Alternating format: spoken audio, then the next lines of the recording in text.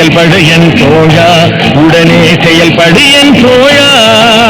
குடிச்சு உடம்ப கட்டிக்கிட்டு வீணா பொழுத போக்குவீங்களே, இந்த நேரத்துல நாட்டுக்கு ஏதாவது நல்லது செய்யக்கூடாதா?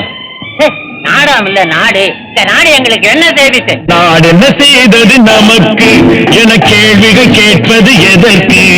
நீ என்ன செய்தாய் அதற்கு என நினைத்தால் நன்மை உனக்கு. மலையில் பிறந்த நதியால் மக்கள் தாகம் தீர்ந்தது, மரத்தில் பிறந்த கனியால் அவர் பசியும் தணிந்தது.